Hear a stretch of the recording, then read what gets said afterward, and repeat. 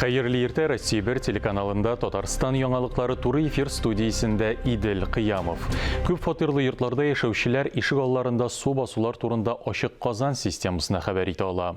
Гаризалар сайтта шулай ук 236 41 23 номер буенча кабул ителә. Ишек алды территорияләрен су басу турында идарәче компаниягә яки милекчеләре ширкәтенә хәбәр итәргә мөмкин. Торак массивларда гаризалар район администрацияләрендә кабул ителә. Аларның номерын сез экранда күрәсез.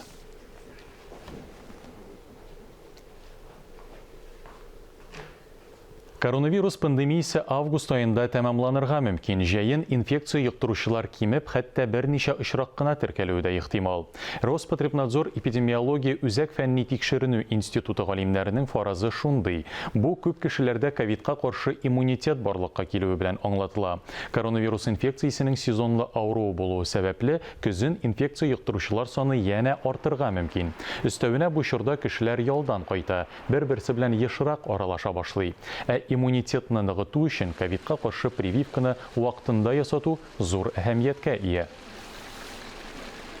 1 апрельдә балаларны 1 сыйныфка кабул итү кампаниясе башланды. Фараз буенча 2021 елда Татарстанда парталарга 54528 1 сыйныф укучысы утырачак. Шуларның 19386-сы Казанда. Тулырак киләсе язмада. Кабул итү кампаниясе 30 июньгә кадәр билгеле бер мәктәпкә беркетелгән территориядә яшәүчеләр, шулай ук өстенлекле хокукка ия булучылар өчен дәвам итәчәк. Әгәр дә якындагы мәктәп ниндидер сәбәпләр аркасында сезне канәгатьләндерми икән, һәм сез үз балагыз өчен башка районда уку йортын карагансыз икән, 6 июльгә кадәр көтәргә туры киләчәк. Мәктәп җитәкчелеге бары тик класслар тулысынча комплектланган, ягъни буш урыннар булмаган очракта гына кабул итүдән баш тартырга хокуклы. Документлар буш урыннар биткәнче, әмма 5 сентябрьдән дә соңга калмыйча кабул ителәчәк.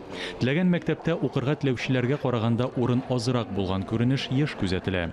Мондый чиракта ата-аналарга баланы башка мәктәпкә урнаштырырга ярдәм итәргә тиешле, яшәү урыны буенча мәгариф идарәсе органнарына мөрәҗәгать итәргә кирәк. Гаризаны карау вакытларында да җитди үзгәрешләр бар.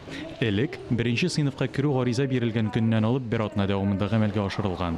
Быел мәктәп җитәкчелеге башта барлык документларны кабул итә, яңадан тикшерә һәм шуннан соң гына 3 эш көне дәвамында директор баланы 1 сыйныфка, ягъни 30 июньнән соң 1 июльдән 5 июльгә кадәр чорда кабул итү турында боерык чыгара. Бу мәктәп караган участокларда яшәгән гаиләләргә һәм балаларны укырга кабул иткәндә өстенлеккә ия булганнарга гына кагыла. Теманы дәвам итәбез. 1 сыйныфка баручы укучыларның ата-аналарыннан Татарстан Республикасы Мәгариф һәм фән министрлыгына күп санлы сораулар килүе сәбәпле кайнар линия эшли. 1 сыйныфка керү буенча барлык сорауларны сәгать иртәнге 9-дан кичке 6-га кадәр экранда күрсәтелгән телефон номерлары буенча шалтыратып бирергә мөмкин. Рособорнадзор 2021 елда барлык регионнарда узачак 9 сыйныфлар өчен контроль эшләрен уздыру срокларын бастырып чыгарды. Предметлар исемлегендә физика, химия, биология, әдәбият, география, тарих, җәмгыять белеме, чит телләр һәм информатика фәннәре бар. 9 сыйныф укучылары үзләре сайлап алу буенча бер предмет буенча контроль эш язачаклар. Үткәрү һәм тикшерү тәртибе төбәкләрнең мәгариф министрлыклары тарафыннан билгеләнә. Вакыты бөтен ил өчен бердәм: 18 май биология, әдәбият, информатика, 19 май физика, тарих, 20 май җәмгыять белеме, химия, 21 май география һәм чит телләр.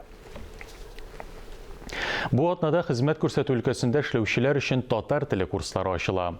Аларны Казан шәһәре мэриясе Ачык университеты оештыра. Курслар бүгеннән 5 апрельдән башлап 7 майга кадәр дәвам итәчәк. Интенсив курслар татар телендә сөйләшергә мөмкин булган өлкәләрне киңәйтүгә һәм хезмәткәрләрнең көндәшлеккә сәләтен арттыруга юнәлдерелгән.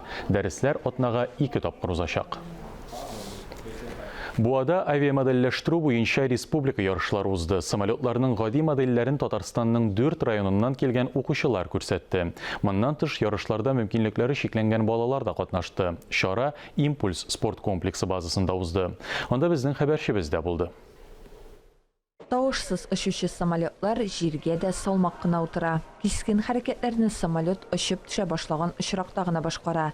Нәрсә генә булмасын, яшь авиамоделчеләр үз эшләренә аерым җаваплылык белән карыйлар.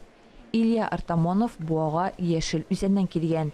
Авиамодельләштерү белән малай әле бер генә ел шөгыльләнә. Мне очень интересно, я вообще очень люблю что-то собирать. Миңа бу өлкә бик ошый. Гомумән, мин ни дә булса җыярга яратам. 5 яшьтән бирле Лего конструктор җыям. Самолетлар матур да, төзелешләре дә кызыклы.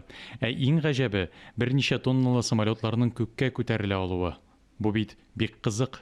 Ярышларга Илья үзенең укытучысы белән килгән. Бу ага алар ике төрле резин двигательле һәм пенопластлы самолетлар алып килгәннәр. Он крутится и Ул әйләнә һәм шушы элементы ярдәмендә алга оча. Самолет ерак араларга исәпләнмәгән, ул әйләнгеч буенча оча.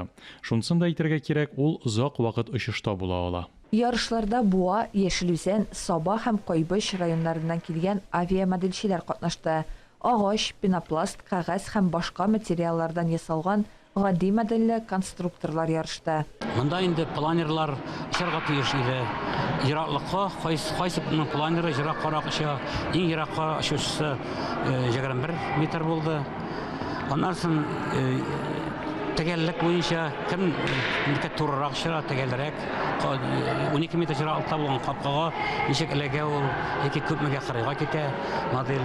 Һәр катнашучы үз номинациясендә бүләкләнде. Моннан тыш, мөмкинлекләре чикләнгән балалар да үз эшләрен күрсәтә алдылар.